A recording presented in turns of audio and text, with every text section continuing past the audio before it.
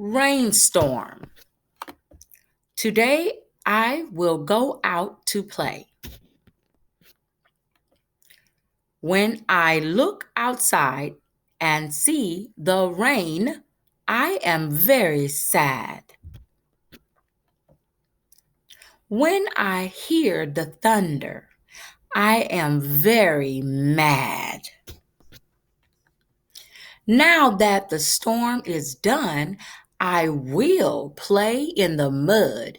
It is not that bad. Now I am having fun and I am very glad. Comprehension questions for the rainstorm. What does the character in the story want to do? Why can't the character go out and play at the beginning of the story? Why is it muddy outside? Why do you think the character is glad at the end of the story?